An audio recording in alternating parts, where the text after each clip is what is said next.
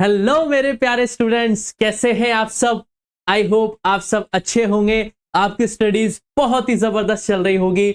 मेरा नाम है इंजमाम खान। स्वागत करता हूं आपका हमारे शानदार यूट्यूब प्लेटफॉर्म जिसका नाम है FMI career institute.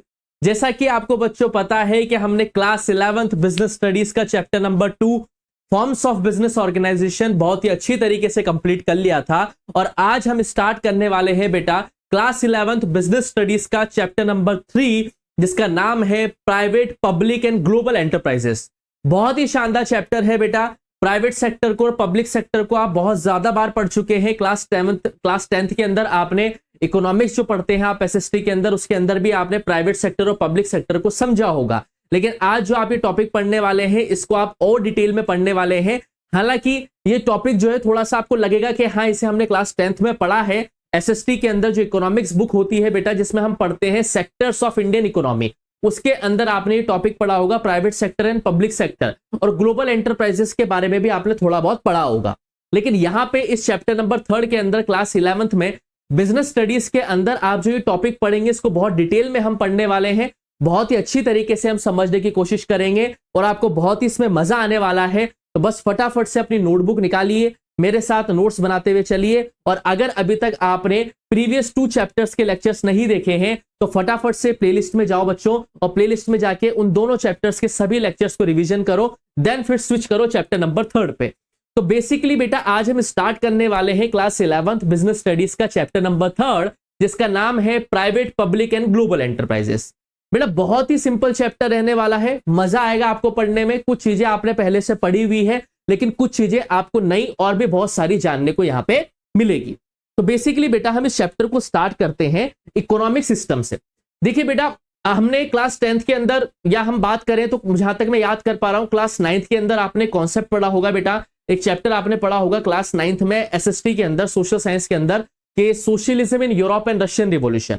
Class 9th की जो एसएसटी है उसमें हिस्ट्री का एक चैप्टर आता है बेटा, socialism in Europe and Russian revolution वाला कॉन्सेप्ट आता है। तो बेसिकली जैसा बेटा आपको पता है कि हमारे जो इंडिया का कॉन्स्टिट्यूशन है उस कॉन्स्टिट्यूशन के अंदर जितने भी रूल्स एंड रेगुलेशंस है वो सारे के सारे हमारे जरिए नहीं बनाए गए हैं। हमने अलग अलग देशों के संविधान से जो जो चीजें बेस्ट थी उसे अडॉप्ट किया है। जैसे फ्रांस से हमने लिबर्टी, इक्वलिटी और फ्रेटर्निटी का आइडिया लिया है, वैसे ही हमने रशिया से सोशलिज्म का आइडियोलॉजी ली है। तो ऐसे हमने अलग अलग देशों से, कुछ कनाडा से लिया है, कुछ यूएसए से लिया है, कुछ आयरलैंड से लिया है, और काफी सारा हमारे कॉन्स्टिट्यूट असेंबली के बहुत ही शानदार मेंबर्स ने काफी सारी चीजें भी बनाई। तो वैसे ही बेटा इकोनॉमिक्स भी अलग अलग तरीके की होती है। एक सोशलिस्ट इकोनॉमी होती है, एक कैपिटलिस्ट इकोनॉमी होती है और एक मिक्स्ड इकोनॉमी होती है। तो इस चैप्टर को स्टार्ट करने से पहले हमें इन तीनों इकोनॉमिक सिस्टम को समझना पड़ेगा कि आखिर इकोनॉमिक सिस्टम होते क्या है, कैपिटलिस्ट क्या होता है, सोशलिस्ट क्या होता है और मिक्स्ड इकोनॉमी क्या होता है, और इंडिया में आखिर कौन सा इकोनॉमिक सिस्टम चल रहा है। तो बेसिकली हमें इन तीनों को बहुत ही डिटेल में समझने की कोशिश करनी है। तो सबसे पहले हम बात करेंगे बेटा सोशलिस्ट की। 3 चीजें हमें पढ़नी है बेटा। एक सोशलिस्ट इकोनॉमी हमें समझनी है, ठीक है, एक सोशलिस्ट इकोनॉमी हमें समझनी है। देन हमें क्या पढ़ना है बेटा, कैपिटलिस्ट इकोनॉमी पढ़नी है हमें। कौन सी पढ़नी है बेटा, कैपिटलिस्ट इकोनॉमी हमें यहां पे समझने की कोशिश करनी पड़ेगी। और थर्ड हमें पढ़नी है बेटा मिक्स्ड इकोनॉमी। क्या पढ़नी है बेटा, मिक्स्ड इकोनॉमी, ठीक है। ये तीनों हमें समझनी है कि ये सोशलिस्ट इकोनॉमी क्या होती है, कैपिटलिस्ट इकोनॉमी क्या होती है और मिक्स्ड इकोनॉमी क्या होती है। इसको समझने के बाद हम ये देखेंगे कि इंडिया के अंदर इन तीनों में से कौन सी इकोनॉमी प्रिवेल है, तीनों के क्या फीचर्स हैं। बहुत ही शानदार तरीके से हम एग्जाम्पल के जरिए इन टॉपिक को समझने की कोशिश करेंगे। अब देखिए आप सबसे पहला ये वर्ड अगर पढ़ेंगे बेटा सोशलिस्ट, तो सोशलिस्ट वर्ड जो निकला है बेटा वो सोसाइटी से निकला है। और ये जो याद रखना बेटा, ये जो सोशलिस्ट आइडियोलॉजी है यानी कि ये जो सोशलिज्म की आइडियोलॉजी है ये हमारे कॉन्स्टिट्यूशन में रशिया से ली गई है। इसीलिए मैं आपको रेफरेंस दे रहा हूं कि क्लास 9th में जो आपने एसएसटी के अंदर हिस्ट्री का 2nd चैप्टर पढ़ा था, socialism in Europe and Russian revolution, उसमें आपने देखा होगा कि रशिया में किस तरीके से सोशलिज्म को आपने बनते हुए देखा होगा, ठीक है। जिसमें आपने व्लादिमीर लेनिन के बारे में पढ़ा होगा, ज़ार निकोलस II के बारे में पढ़ा होगा, आपने स्टालिन के बारे में भी उसमें पढ़ा होगा अगर आपको याद आ रहा है तो। हालांकि 2 साल पुरानी बात है, आपको याद नहीं होगी, लेकिन फिर भी मैं एक बार आपको लिंक करवाने की कोशिश यहां पे कर रहा हूं। तो सोशलिस्ट जो आइडियोलॉजी है या जो इकोनॉमी है वो सोसाइटी से निकल के आई है। मतलब ये वो ऐसी इकोनॉमी है, इस इकोनॉमी के अंदर बेटा जो रिसोर्सेस होते हैं यानी कि जो संसाधन होते हैं उन्हें इक्वली डिस्ट्रीब्यूट किया जाता है। क्या किया जाता है? इक्वली डिस्ट्रीब्यूट किया जाता है। मतलब रिसोर्सेस होते क्या है? बेसिकली रिसोर्सेस क्या है? Resources are anything that satisfy human needs. Resources हर वो चीज होते हैं जो ह्यूमन बीइंग की नीड को सेटिस्फाई करते हैं। तो सोशलिस्ट इकोनॉमी जो है वो सोसाइटी के ऊपर थोड़ा सा दबाव बनाती है, और सोशलिस्ट इकोनॉमी के अंदर जो रिसोर्सेस होते हैं यानी कि जितने भी संसाधन होते हैं वो सभी में इक्वली डिस्ट्रीब्यूट किए जाते हैं, यानी कि बराबर बराबर बांट दिए जाते हैं। यानी कि सोशलिस्ट इकोनॉमी के अंदर जो रिसोर्सेस होते हैं यानी कि जो संसाधन होते हैं वो सभी में क्या कर दिए जाते हैं बेटा? बराबर बराबर बांट दिए जाते हैं। बेसिकली क्लियर है? मैं सब अभी आपको एग्जांपल भी समझाऊंगा कि इनके एग्जांपल्स क्या होते हैं, लेकिन सबसे पहले आप सोशलिस्ट पे फोकस कीजिए कि सोशलिस्ट जो वर्ड है वो सोसाइटी को इंडिकेट करता है, और इस सोशलिस्ट इकोनॉमी के अंदर जितने भी रिसोर्सेस हैं यानी कि जितने भी रिसोर्सेस हैं वो सारे के सारे क्या किए जाते हैं बेटा? इक्वली डिस्ट्रीब्यूट किए जाते हैं सोसाइटी में। ना ही इसमें कोई कास्ट देखी जाती है, ना ही इसमें कोई रिलीजन देखा जाता है, ना ही इसमें रिचर सेक्शन देखा जाता है, ना ही इसमें मिडिल क्लास या पुअर सेक्शन देखा जाता है। सभी में इक्वली रिसोर्सेस को डिस्ट्रीब्यूट कर दिया जाता है। देन हम आते हैं बेटा कैपिटलिस्ट इकोनॉमी में। इसमें क्या होता है बेटा? कैपिटलिस्ट इकोनॉमी में जिसकी परफॉर्मेंस बढ़िया होगी, ठीक है, जिसकी परफॉर्मेंस बढ़िया होगी, कैपिटलिस्ट इकोनॉमी में क्या होता है बेटा? जिसकी परफॉर्मेंस बहुत ही शानदार होगी उससे सारे के सारे रिसोर्सेस देखने को मिल जाएंगे। यानी कि यहां पे रिसोर्सेस पे किसका कंट्रोल होगा? जो सबसे बेस्ट परफॉर्म करेगा किसी भी कंट्री की इकोनॉमी के अंदर। क्या बात हो रही है बेटा? कि जिस भी कंट्री की इकोनॉमी के अंदर जो सबसे बेस्ट परफॉर्मर होगा, ठीक है, जो भी सबसे बेस्ट परफॉर्मेंस जिस भी पर्सन की या जिस भी कंपनी की निकल के आएगी उसके पास सारे रिसोर्सेस का कंट्रोल हो जाएगा। उस इकोनॉमी को हम क्या कहते हैं? कैपिटलिस्ट इकोनॉमी कहते हैं। जैसे हम फॉर एग्जांपल मैं ये कह सकता हूं कि जैसे मैंने क्लास में टेस्ट लिया, और मैंने क्लास में टेस्ट लेने के बाद क्या बोला कि जो फर्स्ट रैंक लेके आएगा उसे मैं एक अकाउंट्स की बुक गिफ्ट करूंगा, या मेरी कोई पर्सनल जैसे कोई नॉवल में गिफ्ट करूंगा जो मुझे बहुत ही अच्छी लगती है। तो मतलब जो फर्स्ट आएगा सिर्फ उसको ही मैं दूंगा, बाकियों को मैं कुछ भी नहीं देने वाला हूं। मैंने क्या एग्जांपल दिया? हाइपोथेटिकल एग्जांपल ले रहा हूं मैं कैपिटलिस्ट इकोनॉमी को आपको सिखाने के लिए कि फॉर एग्जांपल मैंने क्या किया कि क्लास में एक टेस्ट लिया, और मैंने क्लास में टेस्ट लेने के बाद क्या बोला कि जो फर्स्ट रैंक पे आएगा, सिर्फ फर्स्ट रैंक की मैं बात कर रहा हूं, कि जो फर्स्ट रैंक पे आएगा उसे मान के चलिए कि मैं एक नैनीताल का ट्रिप दे दूंगा या देहरादून का ट्रिप दे दूंगा विद फैमिली। एक हाइपोथेटिकल एग्जांपल है, आप इसे समझते हुए चलें। तो मैं क्या बताना चाह रहा हूं कि कैपिटलिस्ट इकोनॉमी के अंदर क्या है? जैसे किसी क्लास के अंदर मैंने कोई एग्जाम लिया और मैंने बच्चों से क्या बोला कि इस क्लास के एग्जाम में जो टॉप करेगा उसे मेरी तरफ से एक उत्तराखंड की क्या मिल जाएगी? ट्रिप मिल जाएगी। तो जाहिर सी बात है सभी बच्चे क्या करेंगे बेटा? बेस्ट परफॉर्मेंस निकालने में क्या लग जाएंगे? जुट जाएंगे। और जो बेस्ट परफॉर्मेंस लेके आएगा यानी कि जिसकी फर्स्ट रैंक आएगी, क्या आएगी बेटा? जिसकी फर्स्ट रैंक आएगी उसे क्या मिल जाएगा बेटा? उत्तराखंड का ट्रिप मिल जाएगा। तो सर बाकियों को क्या मिलेगा? बाकियों को कुछ नहीं मिलेगा। सिंपल सी बात है कि जो डिमांड हमने की गई है वैसी आपको सप्लाई देनी है। मैंने डिमांड क्या करी है कि क्लास के अंदर आपको क्या लेके आनी है? फर्स्ट रैंक लेके आनी है। जो बच्चा फर्स्ट रैंक लेके आ जाएगा यानी कि जो बेस्ट परफॉर्मर निकल के आएगा उसे ही उत्तराखंड की ट्रिप मिलेगी। तो वो ही कैपिटलिस्ट इकोनॉमी होती है कि यहाँ पे जो बेस्ट परफॉर्मेंस करता होता है बेटा, जो यहाँ पे बेस्ट परफॉर्मर होता है उसके पास ही सारा रिसोर्सेस का क्या हो जाता है बेटा? कंट्रोल एस्टेब्लिश हो जाता है। देन फिर आती है हमारी मिक्स्ड इकोनॉमी, और मिक्स्ड इकोनॉमी होती है बेटा दोनों का मिक्सचर। मिक्स्ड है यानी कि मिक्सचर है। मिक्सचर किसका है बेटा? ये मिक्सचर है बेटा सोशलिस्ट इकोनॉमी का और साथ के साथ कैपिटलिस्ट इकोनॉमी का। यानी कि हम क्या कह सकते हैं कि मिक्स्ड इकोनॉमी के अंदर सोशलिस्ट और कैपिटलिस्ट इकोनॉमी दोनों का मिक्सचर हमें देखने को मिलता है। दोनों का मिक्सचर कैसे देखने को मिलता है? यहां पे ये समझिए बेटा, ये बहुत ही इंपॉर्टेंट है। मिक्स्ड इकोनॉमी का मतलब क्या है? ये मिक्सचर है। मिक्सचर किसका है बेटा? ये सोशलिस्ट और कैपिटलिस्ट इकोनॉमी का क्या है बेटा? दोनों का मिक्सचर है। और याद रखना सबसे ज्यादा नेशंस इसी इकोनॉमी को फॉलो करते हैं, ठीक है, मोस्टली फॉलोड बाय नेशंस। यानी कि ज्यादातर जो कंट्री है बेटा वो इसी इकोनॉमी को फॉलो करती है। कौन सी इकोनॉमी को बेटा? ये अपनी मिक्स्ड इकोनॉमी को ज्यादातर फॉलो किया जाता है। आपको इसको बहुत ही बेहतरीन तरीके से समझना पड़ेगा कि जो मिक्स्ड इकोनॉमी वाला कॉन्सेप्ट है जिसे हम सोशलिस्ट और कैपिटलिस्ट दोनों बोलते हैं बेटा, ये सबसे ज्यादा फॉलो करी जाती है। मतलब सबसे ज्यादा नेशन जो है इसी इकोनॉमी को फॉलो करते हैं। अब यहाँ पे आप इसको एक एग्जाम्पल के जरिए समझा। मैं क्लासरूम का एग्जाम्पल लेंगे बेटा, क्योंकि हम जैसे कि बात आप छोटे छोटे बच्चे हैं तो मैं आपको यहाँ पे पढ़ाने की कोशिश कर रहा हूं। तो यहाँ पे हम क्या करेंगे, सभी के एग्जाम्पल लेंगे और एक क्लासरूम का मैं एग्जाम्पल लूंगा। देखिए, एक क्लासरूम के अंदर मैंने टेस्ट लिया। क्या लिया? एक क्लासरूम के अंदर मैंने टेस्ट लिया, कोई भी मैंने एग्जाम लिया, कि सभी बच्चों को मैं क्या दूंगा? एक पार्टिसिपेशन सर्टिफिकेट दूंगा। कोई फर्स्ट रैंक नहीं, कोई लास्ट रैंक नहीं, जो भी बच्चा टेस्ट में पार्टिसिपेट करेगा, पार्टिसिपेशन सभी बच्चों को सर्टिफिकेट मिलेगा। यानी कि आप सिर्फ टेस्ट के अंदर पार्टिसिपेट कीजिए, चाहे आपके मार्क्स बहुत अच्छे आए हो, चाहे आपके मार्क्स बहुत ही गंदे आए हो, हर किसी को क्या मिलेगा, सिर्फ पार्टिसिपेशन सर्टिफिकेट मिलेगा। ना ही किसी को कुछ बढ़िया मिलने वाला है, ना ही किसी को कुछ नीचा मिलने वाला है। सबको क्या मिलेगा, एक जैसा मिलेगा, और वो मिलेगा पार्टिसिपेशन सर्टिफिकेट। तो वो कौन सी इकोनॉमी हो जाएगी, सोशलिस्ट इकोनॉमी हो जाएगी, या हम उसे सोशलिस्ट क्लासरूम भी कह सकते हैं। यानी कि मैंने क्लास के अंदर टेस्ट करवाया और उस टेस्ट में क्या बोला कि बच्चों के चाहे नंबर अच्छे आए चाहे खराब नंबर आए, सभी बच्चों को इक्वल तरीके से पार्टिसिपेशन सर्टिफिकेट मिलेगा, उसके अलावा कुछ भी नहीं मिलने वाला है। तो उस क्लासरूम को हम कौन से क्लासरूम कहेंगे, सोशलिस्ट क्लासरूम कहेंगे, क्योंकि यहां पे सभी को एक जैसी क्या मिल रही है बेटा, चीजें मिल रही है। क्लियर है बेटा, ये बात आपको ध्यान रखना है। दूसरा, कैपिटलिस्ट इकोनॉमी हम किसे कहेंगे, जैसा कि मैंने आपको बताया कि क्लास के अंदर जो फर्स्ट रैंक लेके आएगा उसे ट्रिप मिलेगी, बाकियों को कुछ नहीं मिलेगा, बाकियों को कुछ भी नहीं मिलेगा। तो वो कौन सी क्लासरूम है या वो कौन सी इकोनॉमी है, कैपिटलिस्ट इकोनॉमी। कैपिटलिस्ट इकोनॉमी हम किसे कहेंगे बेटा, जैसे किसी क्लासरूम में मैंने टेस्ट लिया और मैंने बोला कि जो बच्चा फर्स्ट रैंक लेके आएगा, यानी कि जो बेस्ट परफॉर्मर होगा क्लास का, उसे हम एक उत्तराखंड की ट्रिप क्या करेंगे बेटा, गिफ्ट करेंगे। तो जाहिर सी बात है फर्स्ट रैंक लाने के लिए सब जुट जाएंगे, लेकिन उत्तराखंड की ट्रिप तो सिर्फ उसी को मिलेगी जिसकी फर्स्ट रैंक आई होगी। तो वो कौन सी क्लासरूम हो जाएगी बेटा, कैपिटलिस्ट क्लासरूम हो जाएगी। इसमें सेकंड रैंक वाले को कुछ नहीं मिल रहा है, थर्ड रैंक वाले को कुछ नहीं मिल रहा है, फोर्थ रैंक वाले को कुछ नहीं मिल रहा है।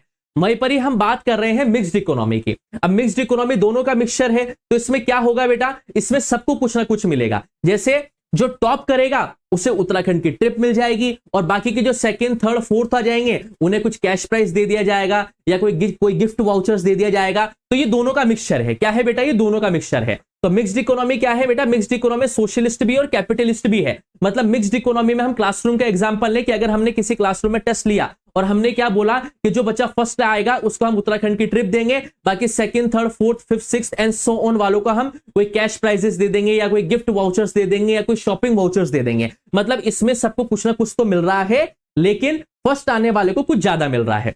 तो इसमें सबको कुछ ना कुछ मिल रहा था, इसमें फर्स्ट वाले को ज्यादा मिल रहा है, बाकी को कुछ नहीं मिल रहा, और इसमें दोनों चीजें आ गई। इसमें फर्स्ट वाले को बहुत ज्यादा मिल रहा है और बाकियों को कुछ ना कुछ मिल रहा है। उसे हम कौन सी इकोनॉमी कहते हैं बेटा, मिक्स्ड इकोनॉमी कहते हैं। और मोस्ट ऑफ द नेशंस क्या करते हैं बेटा, इसी इकोनॉमी को फॉलो करते हैं। और मैं यहीं पर ही साथ के साथ बता देता हूं बेटा कि इंडिया भी जो है वो कौन सी इकोनॉमी को फॉलो करता है, मिक्स्ड इकोनॉमी को फॉलो करता है। यानी कि इंडिया भी मिक्स्ड इकोनॉमी का पार्ट है।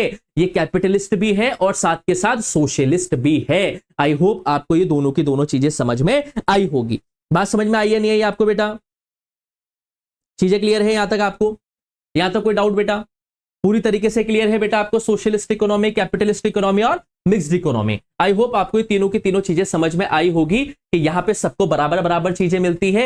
यहां पे बेस्ट परफॉर्मर के पास रिसोर्सेस का कंट्रोल रहता है और ये दोनों का मिक्सचर है। यहां पे बेस्ट परफॉर्मर को भी कुछ मिलता है और बाकियों को भी कुछ ना कुछ यहां पे देखने को मिल जाता है। ठीक है, लेकिन अब देखिए इसकी कुछ लिमिटेशंस भी है बेटा। इसमें क्या है, कुछ लिमिटेशंस भी है। जैसे फॉर एग्जांपल ये सोशलिस्ट वाला हम कॉन्सेप्ट समझते हैं। इसमें क्या है, जैसे हमने क्लासरूम का मैंने एक एग्जांपल लिया कि जो अच्छे मार्क्स लेके आएगा उसे भी पार्टिसिपेशन सर्टिफिकेट मिलेगा और जो अच्छे मार्क्स नहीं लेके आएगा उसे भी पार्टिसिपेशन सर्टिफिकेट मिलेगा। तो बच्चे मेहनत ही नहीं करेंगे, बच्चे क्या करेंगे, मेहनत ही नहीं करेंगे। जब मिलना ही पार्टिसिपेशन सर्टिफिकेट है तो ज्यादा मार्क्स लाके क्या करना है, मिलना तो पार्टिसिपेशन सर्टिफिकेट ही है। तो जाहिर सी बात है सब बच्चे मेहनत नहीं करेंगे। तो कहीं ना कहीं जो सोशलिस्ट इकोनॉमी होती है वो पर्सन को आलसी बनाने में प्रमोट करती है या मक्कार बनाने में प्रमोट करती है। मैं सिंपल लैंग्वेज में कहूं तो यानी कि सोशलिस्ट इकोनॉमी के अंदर बिना कुछ किए ही आपको चीजें मिल जाती है, क्योंकि इसमें हम रिसोर्सेस को क्या करते हैं, इक्वली डिस्ट्रीब्यूट करते हैं। तो जो डिजर्विंग नहीं होता है उसके पास भी आ जाता है। जब बिना मेहनत करे ही आपके पास चीज आ रही है तो जाहिर सी बात है आप मेहनत नहीं करोगे। तो सोशलिस्ट इकोनॉमी के अंदर पर्सन जो होता है बेटा वो आलसी किस्म का बन जाता है, वो मक्कार किस्म का बन जाता है। इसलिए इसके अंदर भी कुछ ना कुछ लिमिटेशंस हो जाती है। बात समझ में आ रही नहीं आ रही? जैसे पब्लिक डिस्ट्रीब्यूशन सिस्टम होता है जिसमें गवर्नमेंट के जरिए बेटा राशन वगैरह जो है फ्री में बांटे जाते हैं, तो उसका मेजोरिटी एडवांटेज जो है बेटा वो लोग ले रहे हैं जिनके पास सब कुछ होता है। तो और जिनके पास कुछ नहीं है वो भी इसका एडवांटेज ले रहे हैं। तो वो मेहनती नहीं है, वो मेहनत नहीं कर पा रहे, उनको लग रहा है कि भाई सरकार हमें दे रही है तो फिर हम क्यों मेहनत करें। तो जाहिर सी बात है पब्लिक डिस्ट्रीब्यूशन सिस्टम का जो कॉन्सेप्ट है वो एक इसका एग्जाम्पल हो सकता है सोशलिस्ट इकोनॉमी का। समझे नहीं समझ रहे बेटा? जो लोगों को मक्कार बनाने में कोशिश कर रहा है, जैसे पब्लिक डिस्ट्रीब्यूशन सिस्टम के अंदर बहुत ही कम दामों में शक्कर दाल चावल सरकार के जरिए गरीब लोगों को दिए जाते हैं। तो इससे क्या हो रहा है, उनको मिल ही जाता है। तो गरीब लोग क्या कर रहे हैं, अब कोशिश नहीं कर रहे हैं, कंफर्ट जोन से बाहर निकलने की कोशिश नहीं कर रहे हैं कि वो कुछ चीजें अचीव करें। तो जाहिर सी बात है हमें यहाँ पे क्या देखने को मिल रहा है, थोड़ा सा आलसीपन लोगों के अंदर देखने को मिल रहा है। वहीं पर कैपिटलिस्ट इकोनॉमी की हम बात करें तो बेस्ट परफॉर्मर होते हैं, जैसे ना टाटा वगैरह हो गए, बिरलास वगैरह हो गए, अंबानीज वगैरह हो गए, वो बेस्ट परफॉर्मर होते हैं। जितना ज्यादा उनकी अच्छी परफॉर्मेंस होती है उतना ज्यादा इनका क्या होता है बेटा, रिसोर्सेज के ऊपर क्या होता है, कंट्रोल होता है। ठीक है, कंपटीशन हमेशा देखने को मिलेगा बेटा कैपिटलिस्ट इकोनॉमी के अंदर, क्योंकि जितने भी कैपिटलिस्ट आइडियोलॉजी के हैं वो सारे के सारे आगे बढ़ना चाहते हैं, तो सभी के बीच में आपको कंपटीशन देखने को मिलेगा। जिसकी बेस्ट परफॉर्मेंस होगी उसी को क्या मिलेगा बेटा, अवार्ड हमें यहां पे देखने को मिलेगा। और मिक्स्ड इकोनॉमी के अंदर मैंने आपको बता दिया बेटा ये दोनों का क्या होता है, मिक्सचर होता है। तो आपको ये चीजें क्लियर हो गई होगी। और ये बात ध्यान रखना, इंडिया में कौन सी इकोनॉमी है बेटा, मिक्स्ड इकोनॉमी है। तो आई होप आपको ये तीनों के तीनों इकोनॉमिक सिस्टम बहुत ही अच्छी तरीके से समझ में आए होंगे कि सोशलिस्ट इकोनॉमी क्या होती है, कैपिटलिस्ट इकोनॉमी क्या होती है और मिक्स्ड इकोनॉमी क्या होती है, और इंडिया में कौन सा इकोनॉमिक सिस्टम प्रिवेल है बेटा, इंडिया में मिक्स्ड इकोनॉमिक सिस्टम प्रिवेल है। क्लियर बेटा, यहां तक कोई डाउट हो तो बताइए।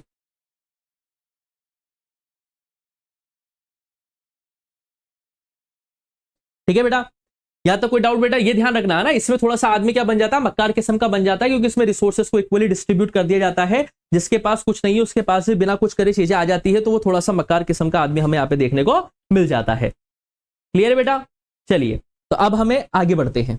आई होप आपको ये चीजें समझ में आई होंगी। चलिए अब आगे देखिए बेटा, ये तो था इकोनॉमिक सिस्टम। अब हम इंडियन इकोनॉमी की बातचीत हम करेंगे।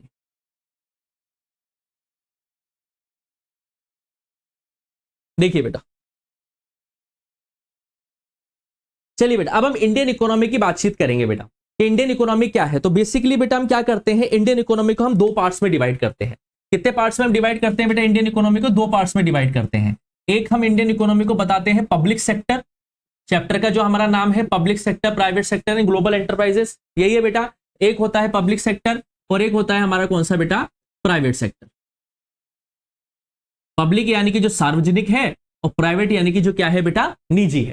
ठीक है, यहां तक क्लियर है बेटा। जाहिर सी बात है पब्लिक सेक्टर कंपनीज कौन सी होती है, जिसमें गवर्नमेंट का इंटरफेयर रहता है। ठीक है, तो सिंपल सी बात है बेटा, पब्लिक सेक्टर वो कंपनीज है जिनको कौन रेगुलेट करता है, रेगुलेटेड बाय गवर्नमेंट। इसे गवर्नमेंट रेगुलेट करती है, क्योंकि पब्लिक सेक्टर का मेन ऑब्जेक्टिव जो होता है बेटा वो प्रॉफिट कमाना नहीं होता है। इसका मेन ऑब्जेक्टिव होता है सर्विस प्रोवाइड करवाना, जनता के वेलफेयर के लिए काम करती है बेटा। तो पब्लिक सेक्टर क्या होता है बेटा, regulated by the government. Public sector वो सेक्टर होता है बेटा इंडियन इकोनॉमी का जो गवर्नमेंट के जरिए रेगुलेट किया जाता है। और इसके अंदर हमें तीन चीजें पढ़नी है, बहुत इंपॉर्टेंट। हालांकि अभी मैं आपको ये समझाऊंगा नहीं डिटेल में, जब हम इस चैप्टर के अंदर आगे पढ़ेंगे तो हमें उसे डिटेल में समझना है। एक पब्लिक सेक्टर में हम पढ़ेंगे बेटा डिपार्टमेंटल अंडरटेकिंग। क्या पढ़ेंगे बेटा, एक हम डिपार्टमेंटल अंडरटेकिंग, अंडरटेकर नहीं बेटा, अंडरटेकर निकल गया WWE चैंपियनशिप का नाम। ठीक है, एक हम पढ़ेंगे बेटा स्टैच्यूटरी कॉर्पोरेशन। क्या पढ़ेंगे बेटा अब हम, एक हम पढ़ेंगे स्टैच्यूटरी कॉर्पोरेशंस, स्टैच्यूटरी कॉर्पोरेशंस, और एक हम पढ़ेंगे बेटा इसके अंदर गवर्नमेंट कंपनीज। इन तीनों को डिटेल में पढ़ना है बेटा हमें। आगे समझाऊंगा आपको सारी की सारी चीजें मैं, अभी आप यहां तक समझने की कोशिश करें। ठीक है, क्या हमें पढ़ना है बेटा, पब्लिक सेक्टर क्या होता है। पब्लिक सेक्टर वो सेक्टर्स होते हैं जो गवर्नमेंट के जरिए रेगुलेट किए जाते हैं। और जाहिर सी बात है गवर्नमेंट का मेन ऑब्जेक्टिव पैसा कमाना नहीं होता है, गवर्नमेंट का मेन ऑब्जेक्टिव होता है सोसाइटी का वेलफेयर करना। और इस पब्लिक सेक्टर के अंदर हम तीन चीजों को बहुत अच्छी तरीके से पढ़ने वाले हैं, which is the departmental undertakings, second one is statutory corporations and the third one is government companies. और देन हम पढ़ेंगे बेटा प्राइवेट सेक्टर। अब इसे कौन रेगुलेट करता है बेटा, regulated by private individuals, regulated by private individuals. बात समझ में आई है नहीं आई बेटा, इसे कोई प्राइवेट इंडिविजुअल्स रेगुलेट करते हैं। अगर पब्लिक और प्राइवेट का मैं आपको एग्जांपल दूं बेटा, तो सिंपल सी बात है कि जो बस स्टैंड होता है और ये जो अपने क्या कहते हैं इसको, अपन जो रेलवे स्टेशन होते हैं, वो पब्लिक सेक्टर की कंपनीज है। वो पब्लिक सेक्टर है क्योंकि वो पब्लिक के जरिए इस्तेमाल किए जाते हैं। लेकिन जैसे मेरे पास कार है तो वो क्या है, प्राइवेट सेक्टर, वो मेरी कार है, वो सोसाइटी इस्तेमाल नहीं करेगी, वो सिर्फ मैं या मेरी फैमिली इस्तेमाल करेगी। लेकिन जो बस स्टैंड है या जो रेलवे स्टेशन है या जो पब्लिक टॉयलेट्स वगैरह होते हैं वो पब्लिक सेक्टर के होते हैं, उसे गवर्नमेंट रेगुलेट करती है। और मेन ऑब्जेक्टिव होता है सोसाइटी का क्या करना बेटा, वेलफेयर करना। तो ये चीज आपको ध्यान रखनी है। तो प्राइवेट सेक्टर क्या होते हैं, जो किसके जरिए रेगुलेट किए जाते हैं, जिसमें मालिकाना हक किसका होता है बेटा, किसी प्राइवेट इंडिविजुअल्स का होता है। और इसको हम सेकंड चैप्टर में बहुत अच्छी तरीके से पढ़ के आए हैं, जैसे सोल प्रोप्राइटरशिप। पढ़ाया था नहीं पढ़ाया था बेटा मैंने अभी? अगर नहीं पढ़ा है बेटा आप लोगों ने तो चैप्टर नंबर 2 के लेक्चर जाके देखना, वो सारे के सारे आप उसको डिटेल में पढ़ने को मिलेंगे आपको। सोल प्रोप्राइटरशिप मैंने पढ़ाया था, हिंदू अनडिवाइडेड फैमिली मैंने आपको पढ़ाई थी। ठीक है, ये सारी की सारी चीजें मैंने आपको चैप्टर नंबर 2 में पढ़ाई है बेटा, है ना। पार्टनरशिप मैंने आपको पढ़ाई थी बेटा, ठीक। और क्या क्या पढ़ाया था, कंपनीज मैंने आपको पढ़ाई थी बेटा, है ना। और कोऑपरेटिव सेक्टर मैंने आपको पढ़ाया था, कोऑपरेटिव सेक्टर भी मैंने आपको पढ़ाया था। और कंपनीज मैंने आपको पढ़ाई थी, कंपनीज, ठीक। इसमें हमें ग्लोबल एंटरप्राइजेस ही पढ़ना है, क्योंकि कंपनीज को हम एमएनसीज के नाम से भी जानते हैं, मल्टीनेशनल कॉर्पोरेशंस। तो हमें यहां पे इस पे ज्यादा फोकस करना है, कंपनीज पे। Sole proprietorship lecture chapter number 2 में पढ़ा चुका हूं, अगर नहीं देखा है तो प्लेलिस्ट में जाके देख लेना।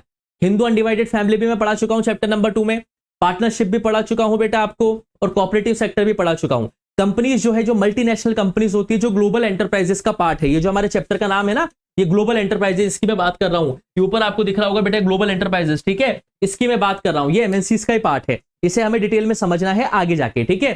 तो बेसिकली इंडियन इकोनॉमी के दो पार्ट हमें समझने हैं बेटा, एक पब्लिक सेक्टर और प्राइवेट सेक्टर। यही हमारा चैप्टर है, पब्लिक सेक्टर और प्राइवेट सेक्टर और ग्लोबल एंटरप्राइजेस। पब्लिक सेक्टर वो सेक्टर्स होते हैं जो गवर्नमेंट के जरिए रेगुलेट किए जाते हैं, जिसमें मालिकाना हक गवर्नमेंट का होता है और इनका मेन ऑब्जेक्टिव होता है सोसाइटी का वेलफेयर करना। वहीं पर ही प्राइवेट सेक्टर जो होते हैं, ये किसी प्राइवेट इंडिविजुअल्स के जरिए रन किए जाते हैं, जैसे मैं या आप, मेरी कार, मेरा मोबाइल, मेरा घर, ये सब प्राइवेट सेक्टर्स हैं बेटा, ठीक है, जो प्राइवेट इंडिविजुअल्स के जरिए रन किए जाते हैं। उनका मेन ऑब्जेक्टिव होता है प्रॉफिट को अर्न करना, जैसे sole proprietorship, Hindu undivided family, partnership, cooperative sectors, companies वगैरह, ये सारे के सारे किसके पार्ट हैं, ये सारे के सारे बेटा प्राइवेट सेक्टर के पार्ट हैं। तो आई होप आपको ये दोनों की दोनों चीजें बहुत ही अच्छी तरीके से समझ में आई होगी। क्लियर है बेटा यहां तक आप सभी को, ठीक है, यहां तक सभी बच्चों को क्लियर है बेटा, ठीक है। तो आज की क्लास बेटा मैं यहीं पर एंड करता हूं, फिर देन हम आगे क्या पढ़ेंगे बेटा, पब्लिक सेक्टर, प्राइवेट सेक्टर को बहुत ही डिटेल में पढ़ने वाले हैं। देन साथ के साथ हम पीपीपी मॉडल भी पढ़ेंगे, यानी कि पब्लिक प्राइवेट पार्टनरशिप मॉडल को भी मैं आपको समझाने की कोशिश करूंगा कि ये पब्लिक प्राइवेट पार्टनरशिप मॉडल आखिर होता क्या है, क्योंकि दोनों का मिक्सचर होता है, इसमें पब्लिक भी आ गया, प्राइवेट भी आ गया और पार्टनरशिप भी देखने को मिल रही है। तो अभी पब्लिक और प्राइवेट सेक्टर को बस बिल्कुल एक मैंने आपको रफ सा आइडिया दिया है। नेक्स्ट लेक्चर में मैं इसको आपको और भी डिटेल में अच्छी तरीके से समझाने की कोशिश करूंगा कि पब्लिक सेक्टर प्राइवेट सेक्टर होता क्या है, और साथ के साथ मैं आपको पीपीपी मॉडल यानी कि P3 मॉडल भी समझाऊंगा, जिसे हम पब्लिक प्राइवेट पार्टनरशिप कहते हैं। आई होप आपको ये लेक्चर बहुत ही अच्छी तरीके से समझ में आया होगा। वीडियो अगर आपको पसंद आई है बच्चों, तो वीडियो को लाइक करो, दोस्तों के साथ शेयर करो और चैनल को सब्सक्राइब करना मत भूलना। वीडियो बेल आइकन पे क्लिक जरूर करना, ताकि आपको सभी वीडियोस के नोटिफिकेशंस टाइम टू टाइम मिलते रहें। और स्क्रीन पे चल रहे नंबर पे कांटेक्ट करना बेटा। कोई भी डाउट हो तो कमेंट सेक्शन में आप अपने सवालों को छोड़ सकते हैं। डिस्क्रिप्शन बॉक्स में आपको व्हाट्सएप चैनल का लिंक, टेलीग्राम का लिंक देखने को मिल जाएगा। आप वहां पे भी हमसे सवाल पूछ सकते हैं, चाहे वो 11th के हों, चाहे वो 12th के हों, चाहे वो अकाउंटेंसी के हों, बिजनेस स्टडीज के हों या इकोनॉमिक्स से रिलेटेड हो। तो क्लियर है बेटा। तो जल्दी मिलूंगा बेटा आपसे लेक्चर नंबर 2 के साथ। तब तक के लिए आप लोग पढ़ते रहिए, मस्त रहिए। Thank you, bye bye.